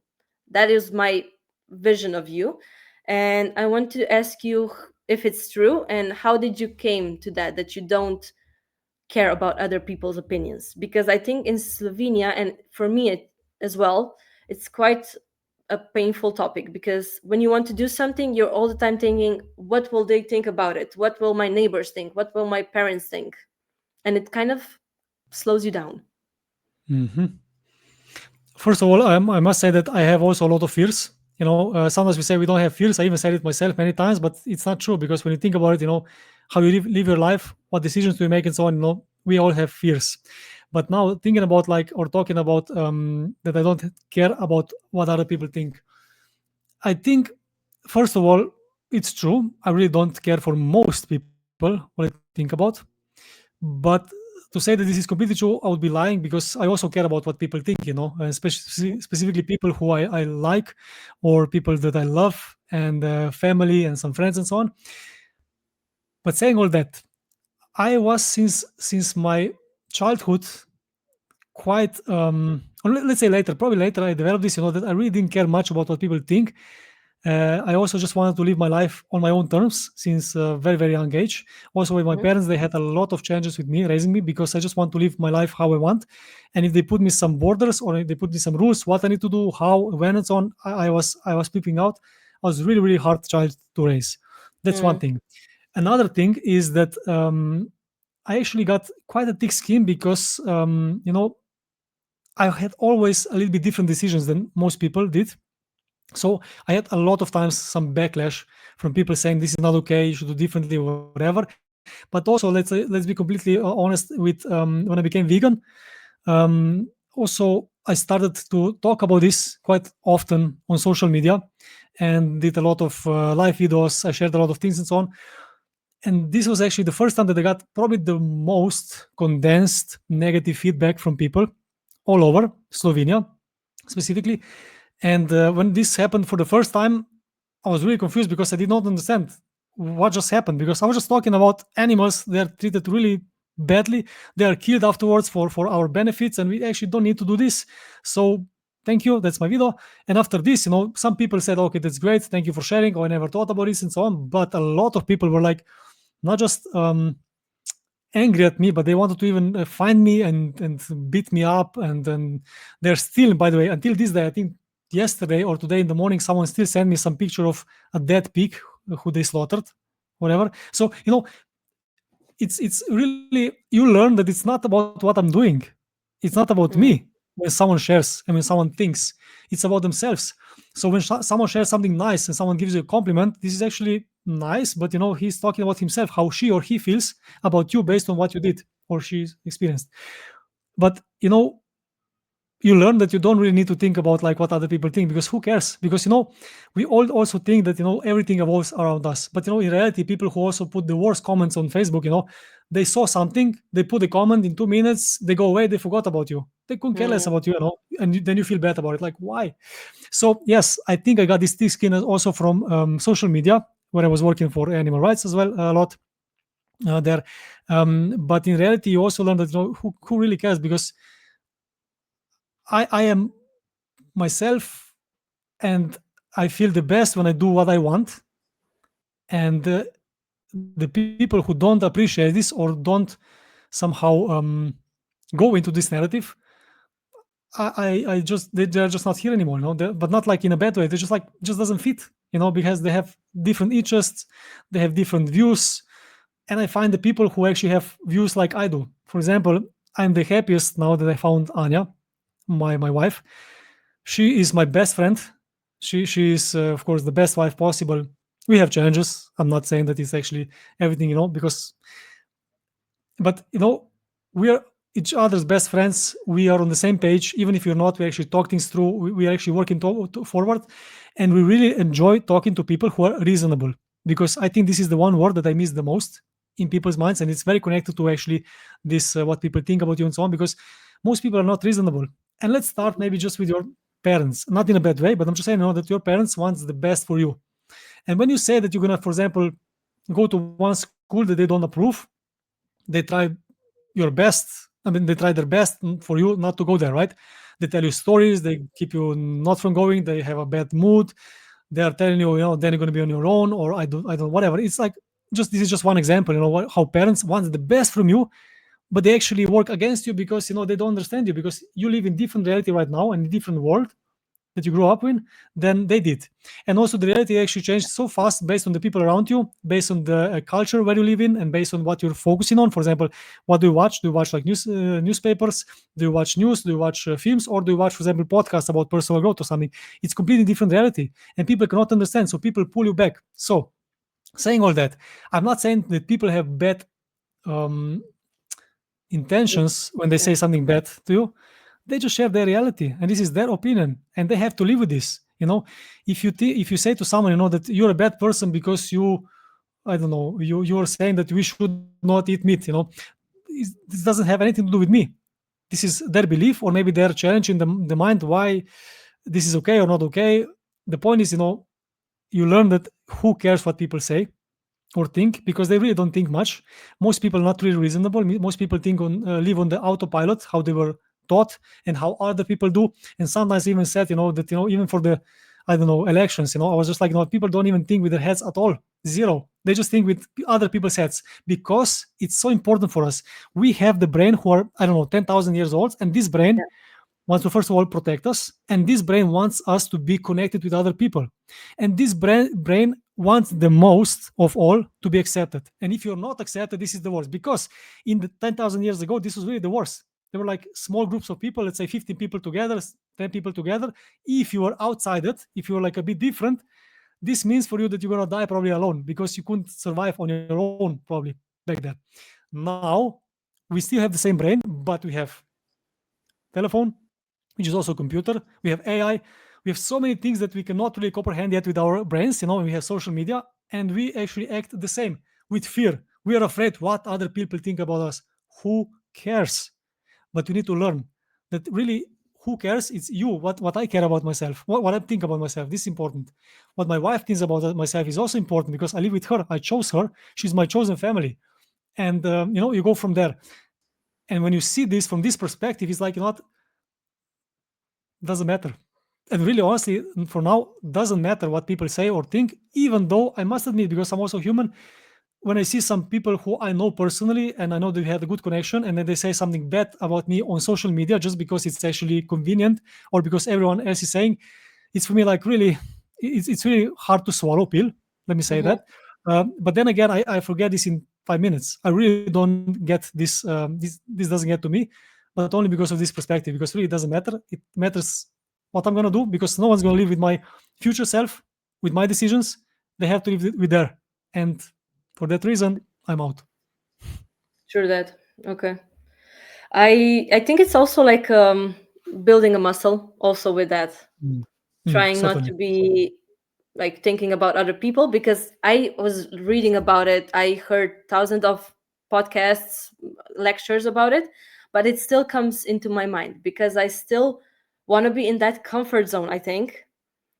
And when you started to share, it just came to my mind. It's just a comfort zone, because at the end of the day, or you want to be with something that's familiar, with that belief what will other people think about you, or do you want to find, like, be yourself, be happy with yourself, because at the end of the day you're with yourself, stuck with yourself till the end of the time, and you're gonna attract people that resonate with you, and you're gonna be more happy. But it's outside of your comfort zone right now. So it's, If you don't mind, yeah, I will just share one thing about personal, a bit about how to go out of comfort zone, because this was one thing for me that was the hardest at the beginning of my personal growth journey. When I was, let's say, 17, 18 years old, I was really not self confident at all. I couldn't go to the girls, for example. This was actually the major topic, when you were 18 years old and so on, how to go to the girl, how to talk to her and so on. I didn't have the muscle because I was an athlete. I was great athlete. I got some messages sometimes. Some people, some women liked me and so on, and that's it. But to go myself towards something that I want, for example, some girl that I liked, was the worst thing to do. Maybe for a girl, for you, it's going to be maybe not so understandable. But for a guy, I can say now that this is the hardest thing. How to approach girls, what to do, how to do it, and so on. So I remember this was my biggest fear, and also connected to this, how to talk in front of strangers, or let's say how to publicly speaking. And I remember that when I was 19 years old, I started working for some company when we were actually working with a lot of people. We were talking to people, selling and so on. But also at some point, it was like some I don't know, free spot for lecturing. And I know that I actually um, how do you say this? I said that I want to lecture, even though I was afraid of it. And then I started to actually first time talking to people on the stage. My point is that I was so afraid of these things that for 2 days beforehand I couldn't sleep. I was sweating. I couldn't eat. I didn't have any appetite, and I was afraid of all these things crazily. But then, because I was so annoyed with this, I was already reading a lot of books about personal growth, watching videos and so on, going to seminars. I was so annoyed by this fear that I had, that I knew that I had to do something. And then I decided that every time from now on, when they're gonna ask for a volunteer to go on a stage at some point, when there's going to be a beautiful woman that I like or a girl that I want to approach, every time, not even once, I'm going to go there and I'm going to do the thing that hurts me the most, or I think it's going to hurt me the most. For example, just talking to her or going up front and just talking on the stage.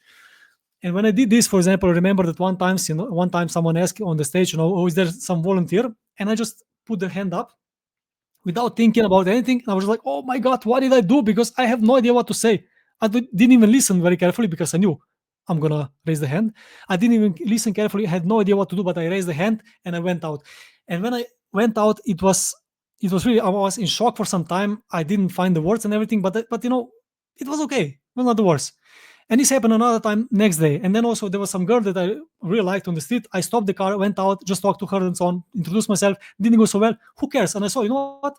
Even if it doesn't go well, who cares? And I start to build this muscle. And I really believe that for me, this was a huge deal, like you said now, because this is a muscle. And of course, later on, I did it also in a bigger scale with these videos on about animals and talking about like how bad it is for them, if we eat animals and so on, and we really don't need this.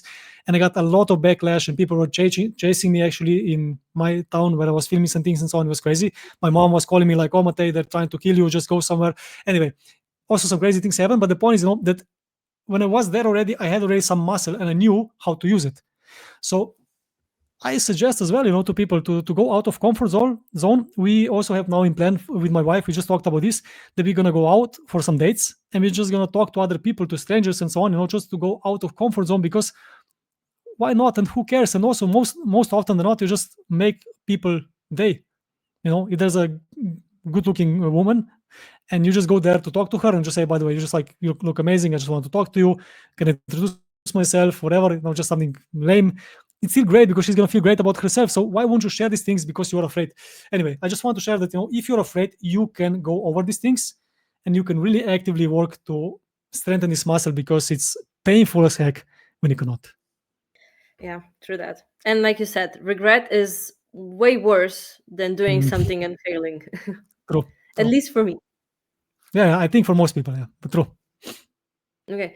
Um, I also talk a lot about dreams here and how to reach your goals in the podcast Spark. But I think Slovenian people are very prone to like really fighting for things and trying to achieve something, maybe out from even from not the right background. Like I want a new car because somebody will think that I'm cool because of it. Um, and I want to hear your opinion. How do you make a line if the something that you wish is your true like soul wish, or is it just an ego wish and you just wanted to make an impression on somebody? Can you maybe share some, like, how do you yeah, make a difference? It's an interesting question, yeah. And I didn't think about this much before, so I cannot really give you the proper answer. But I can just share that, that I think we are all a lot of ego based, even Hmm? when we say not, Yeah. and even when we say that this is the worst, and I really don't act like this, and so on. This is human nature, and I think we are somehow ego based anyway. We want to prove ourselves to other people. It's also based on how we are wired with our brain, because we want to actually fit in, right? And of course, when you fit in, also we want to be admired, and we all want these kind of things as well, besides others. So, on one side, I think, having these wishes, how to succeed ego way, it's also good, because sometimes this is all of the motivation you need to move you forward, and especially because I believe that this is short-term goal. Because if you just want a great car, or let's say great house, or whatever, these kind of things, this can be achieved not in, maybe, of course, in a lifetime, but you can achieve this in 5 years, let's say, or 3 years, Hmm. or 2 years, or a year, depending. So these kind of things are cool, but also eventually I think it's cool, because if you get to this stage, that you're somehow satisfied and you have this ego done better, of course you can stay there. But a lot of people, I think, also go forward, and they just do the things for themselves later on, because I think at the beginning it's hard, because we all want money, Hmm. we all want success, right? Nice car, nice dress, Yeah. cool picture on Facebook, and so on. I mean, but then eventually you get to the point when you just see that this is not actually so important anymore. But if it is important to you, do it for this. Why not? If you want to do something good in life, you want to, of course, help someone, because also with business, you're helping other people, and so on. Mm. Why not do it like this? If this is your motivation, do it, because we all evolve, we all change all the time, and we get to the stage where we can see, like, what, that's not really who I am anymore. Or I don't need these things anymore, but I need something else. I can tell you, for example, one of my mentors as well, is Alex Hormozy. He's also, for example, when he had already, I don't know, couple $100,000 dollars on his account, he was still driving like really bad car, and in this very small apartment, and eating just like pasta and so on. Okay. And it doesn't mean that you have to, but for him it was more important the end result, the end goal, which is now, of course, quite bigger. And also, like Warren Buffett, he also didn't really focus on the money so much. He focused on the value, on the learning, on the skill, and stuff like that. So I think if you focus on ego and you want to actually achieve this, why not? It makes you feel good, and unless if you, of course, belittle other people, or if you do some bad in bad ways, that you actually hurt some other people and so on. Of course, different conversation. Then we can start talking about what is this. But in general, if it helps you, that you're gonna get a great car afterwards when you're gonna do something, or I don't know, you're gonna buy yourself a wife from somewhere because it's gonna be. I don't know, whatever. I'm just joking now, but my point is, if this helps you to go somewhere to motivate you, why not? Mhm. Okay. Yeah. If it doesn't Interesting hurt point other of view. people, Yeah. I think it's good. Yeah. Okay. And when would you say that it's okay to, like, maybe for your example, when do you stop going like really hard and just sit back and let the universe do its thing? Or when is the time to really go all in and do whatever you can to make it happen? Why am I asking? Because sometimes for me, it happened that I was doing everything I could to achieve something, and then it happened, but it was somehow not fitting correctly. I heard an analogy, like you have a puzzle, and the puzzles like are already made, but because you want to do it differently, you're trying to stick in the in a place something that doesn't fit in there. And sometimes that we want to achieve something, we try to fit a puzzle that doesn't fit there because there is Mhm. something better waiting for us. So do you maybe have that happen to you? And how do you know, going all in or just like doing all the best that you could but then letting go? Um, I mean, you know, a lot of people are talking about this work balance as well, right? Or life balance or something like this. And Mhm.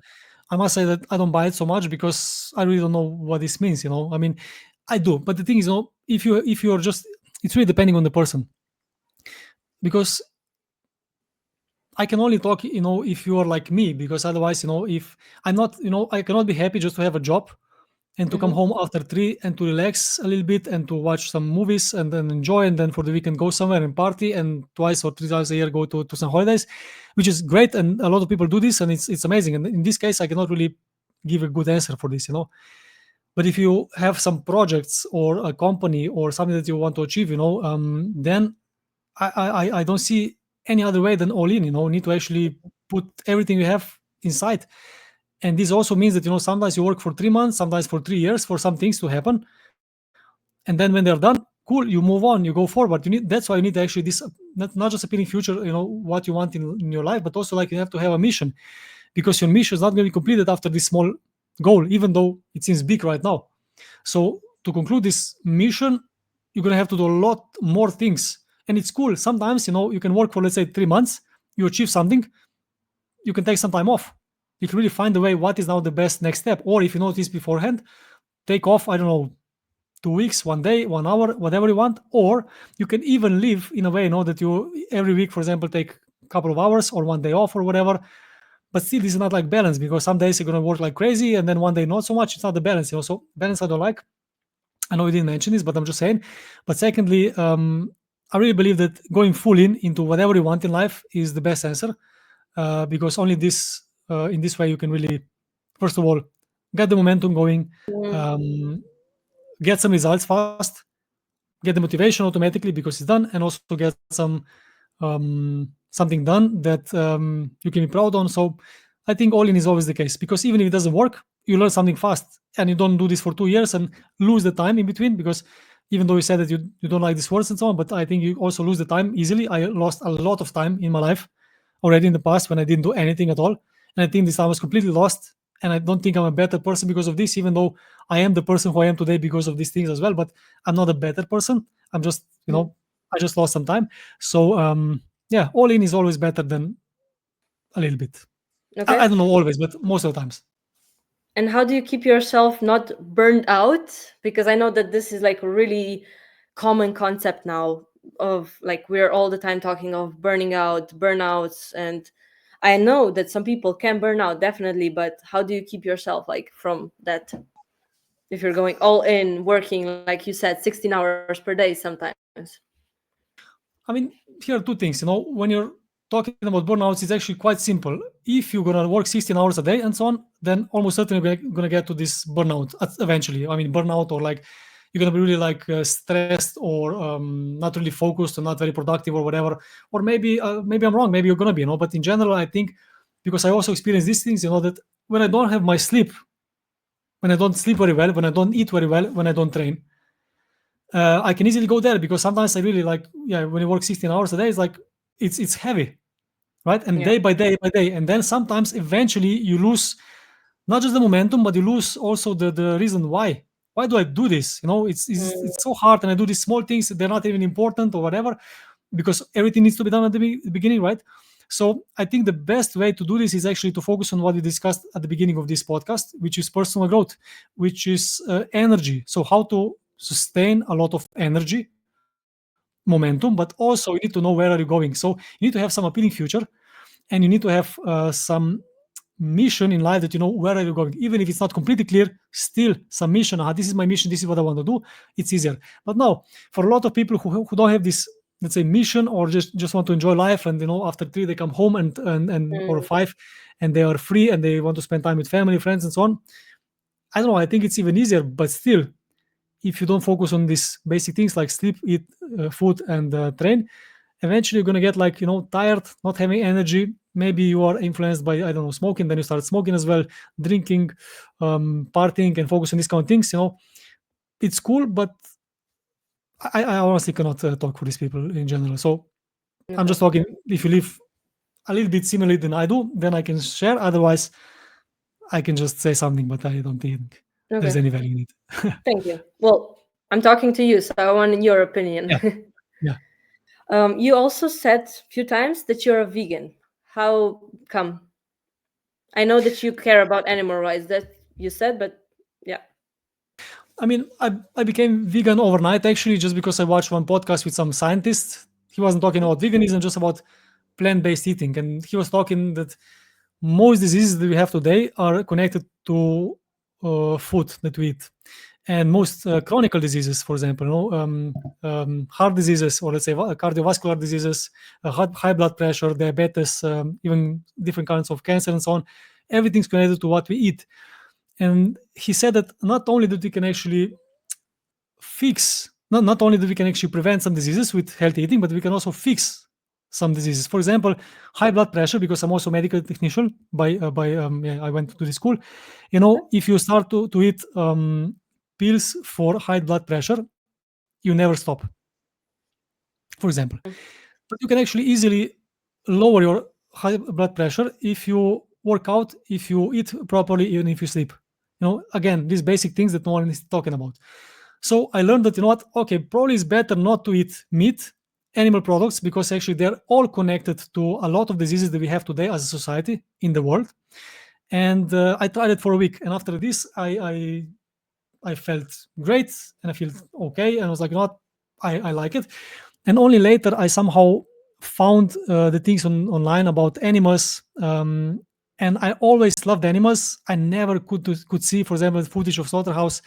I never could talk about this and so on. I remember when I was a kid, my grandfather started talking about how they want to slaughter a pig and bring it home, and then we're gonna eat it and whatever.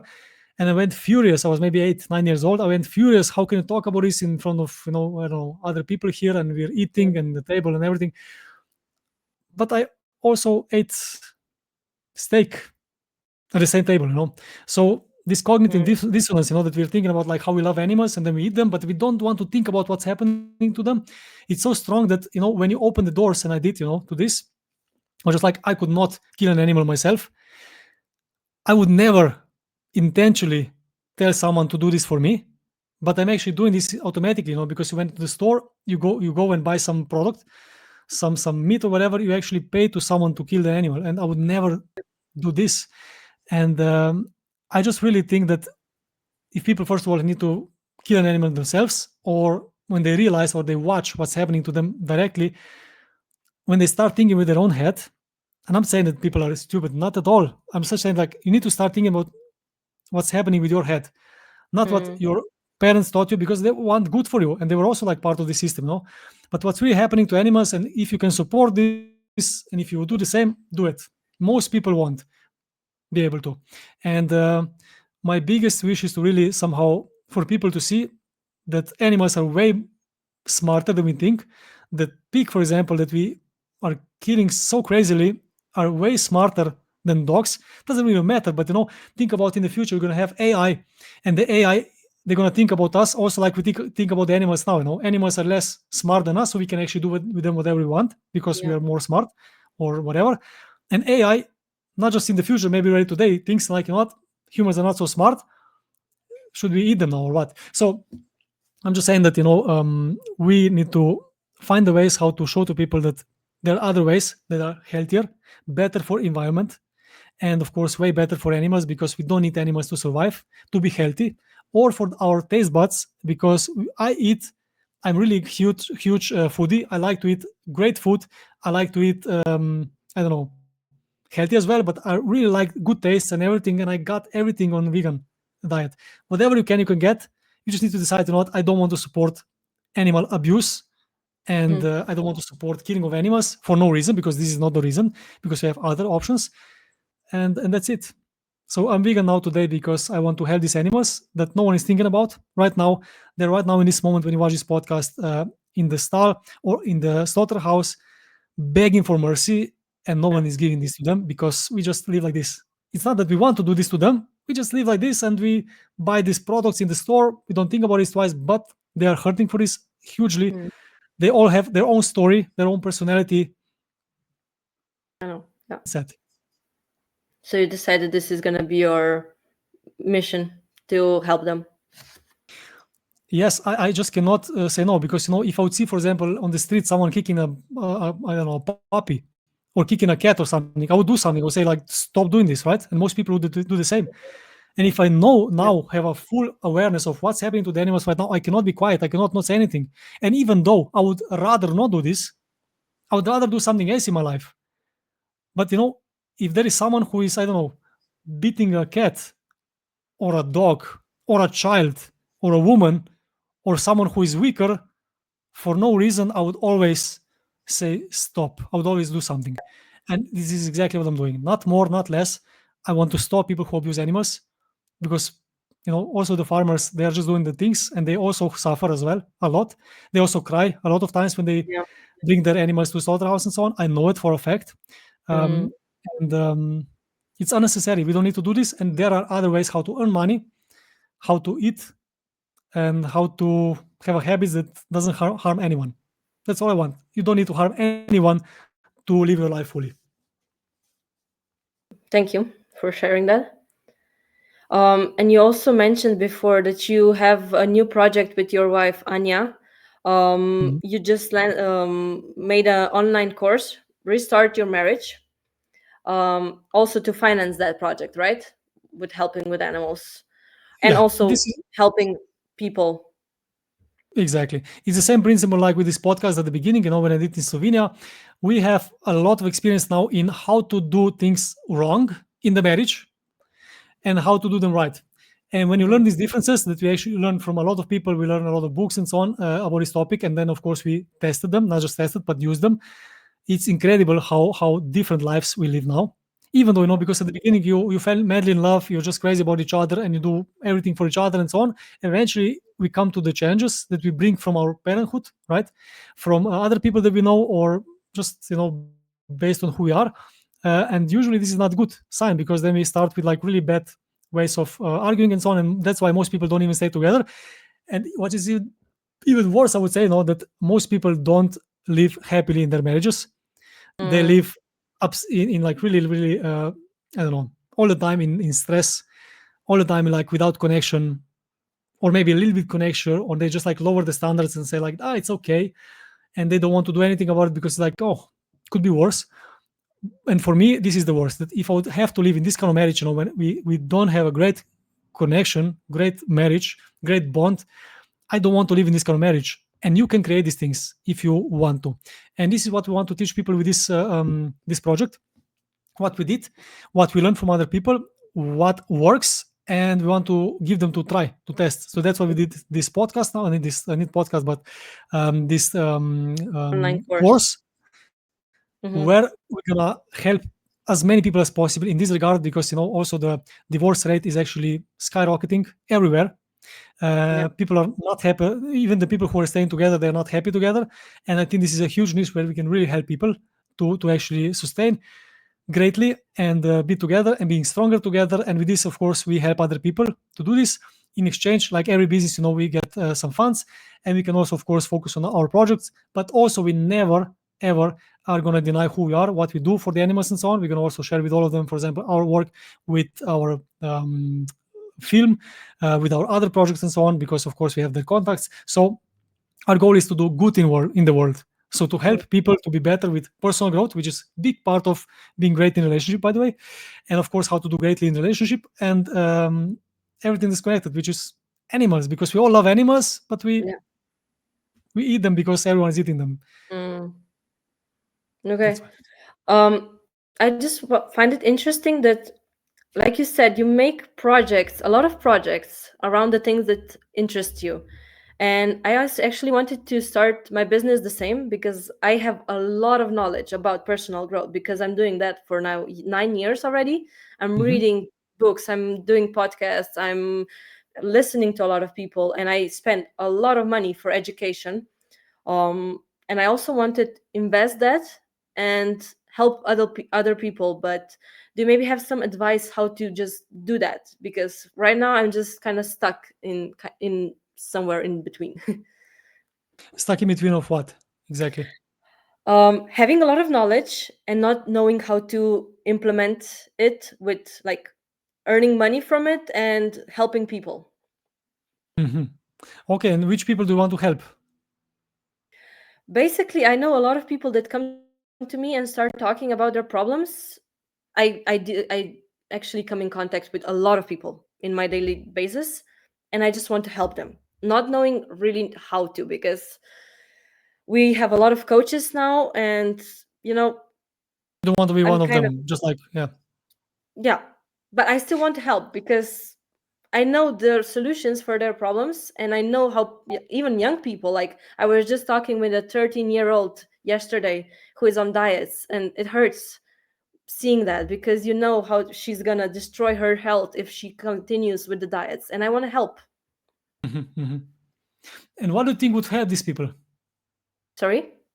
What do you think would help these people that you want to help to? Knowledge, how to do it, and maybe just showing them, okay, I did that helped me, and those are like 4 different ways how you can do it, and there are 10 more you can try.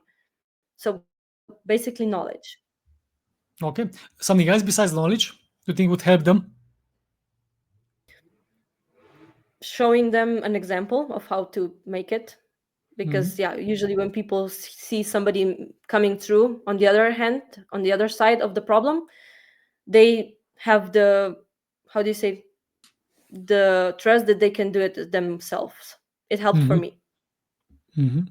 See, you need to start thinking about like what can actually help people and what can you do for them, and then find a way how you can actually go with them on this road.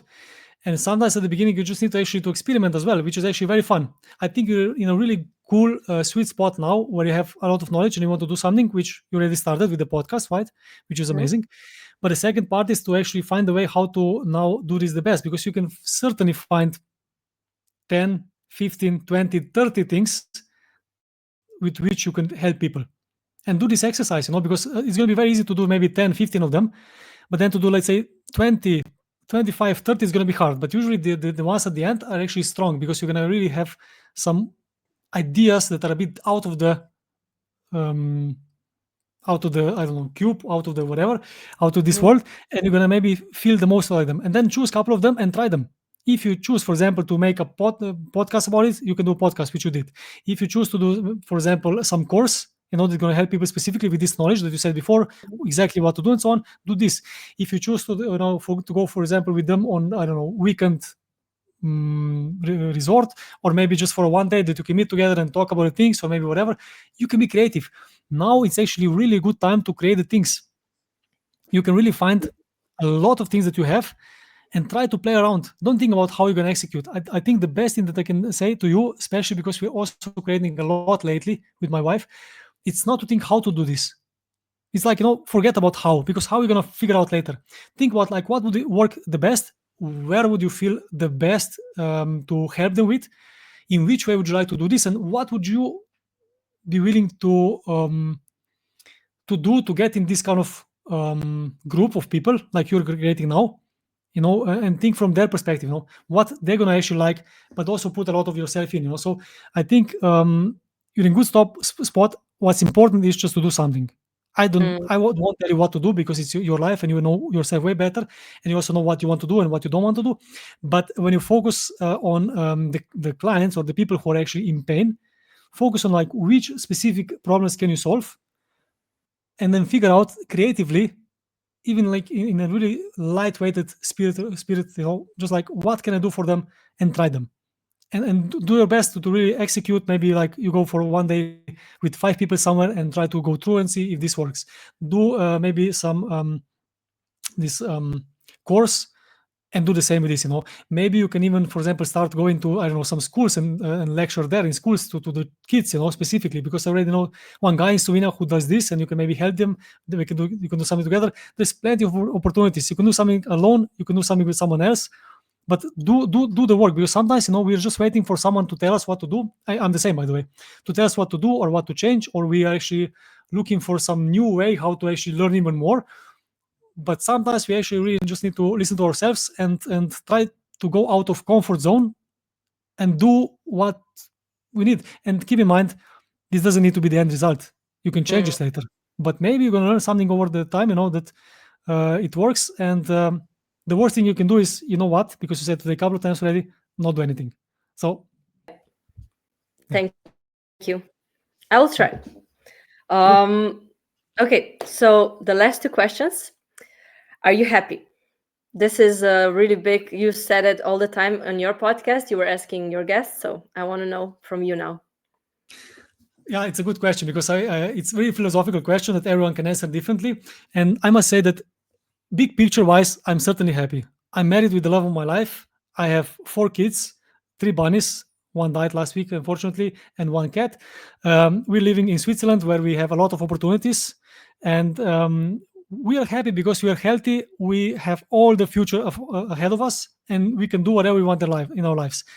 We know our mission, so for many reasons, I'm happy. But now, to feel the happiness every single day, on every single way, in every single day, is for sure yes, because I'm focusing on this and I'm trying to feel it. No matter what, I try to see like, okay, what is great in my life? What am I grateful for? Because when you're grateful for things, it's source of happiness.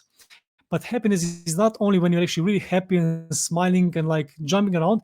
Happiness is also like this sense of fulfillment, that you know that you're doing the right things, the right steps.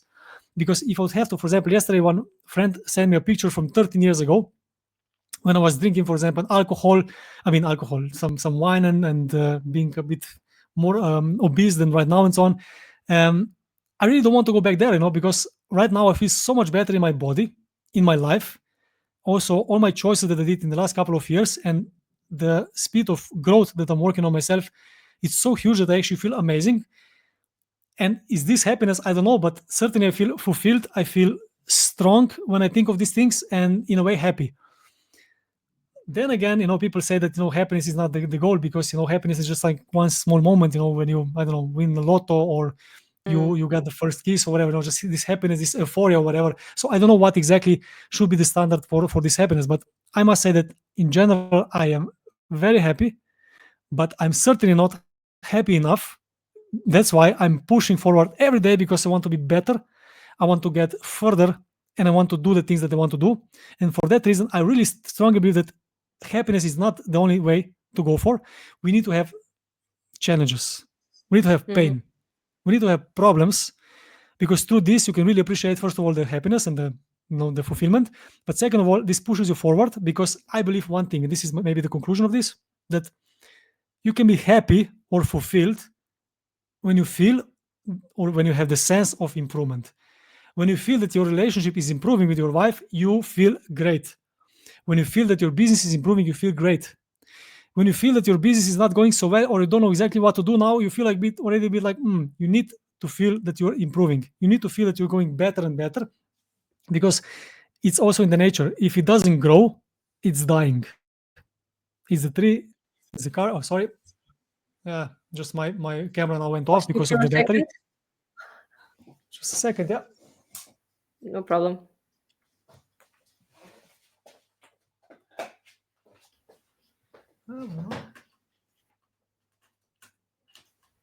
Okay. I promised you a shorter version, so your camera was ready for the shorter Yeah, version. yeah. The camera was not ready with the battery and everything. Where were we? What did I If say you're not before? growing, you're dying. Ah, yeah. So for the conclusion, I would just say that that if you're not growing, you're dying. It's like the same everywhere in the nature. For example, with flowers, you can see if they're not growing and going bigger, they are actually dying or like swallowing. Mm. So we need to do the same in our lives. When we grow, we feel great, we feel happy, and when we don't grow in any way, we can feel depressed, and we can feel that we are not having enough energy. We are out of what do you say before? People say a lot of times, but I don't use this word. That they are Balance? no, No? no, that they are they work too much and they Oh, don't have. burnout. Yeah, the burnout. You can feel the burnout as well. Because you don't improve.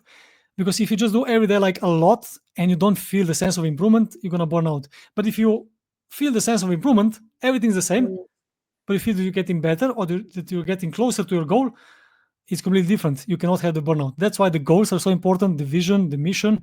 That's why it's so important to have a appealing future. And when you do this, it goes. So yes, we need to grow to be able to feel happiness. Okay. Thank you.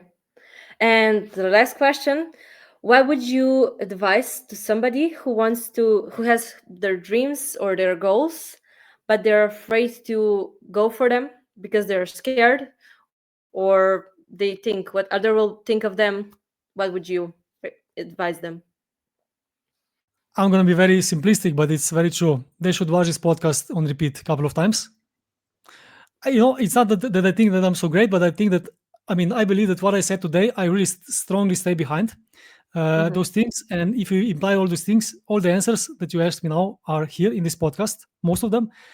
And they just need to actually get some spark to research for more mentors, more projects, more things. They need to actually go out of comfort zone and so on. So I really believe that here is all the answers because I just briefly talked about them. But of course, later on, you need to go on your own road, take the responsibility, stop Yeah. living in the victimhood, which means like I'm here where I am because of my parents, because of my teachers, because of my boss, because of whatever politicians or whatever, which is BS. But you take responsibility and say like, okay, I am here where I am because of me. So if it's not okay, it's me. It's not that I'm gonna punish myself, but it's actually that I'm gonna see that what, I can change things. If I made this situation bad, then I can make it also good or great or amazing or awesome. So that's why, yeah, that's my answer. Watch this podcast again. Not just this podcast, but start with this podcast, watch it again, stop in between, write things down, think about them, figure out more things about specific topics that we talk and discuss here. And yeah, because sometimes we're just learning for more, for more, for more, but the truth or the solutions are actually quite simple and quite easy to find sometimes. Through that. Thank you, Matej. Thank you for today and all the knowledge that we kind of tried to squeeze it in 2 hours right now, but thank you. It was really valuable also for me. I also hope that it will be valuable for other listeners. Thank you for your time and all the best with all your projects. You're welcome and thank you for the invitation. I was happy to share this knowledge. I didn't talk like this for quite some time, and I think it's really needed. So I'm proud on you that you started this podcast, and I can't wait to see what's gonna come next from you because I know things are coming. Amen. Amen. Have fun. Okay. Thank Ciao. you. Bye bye.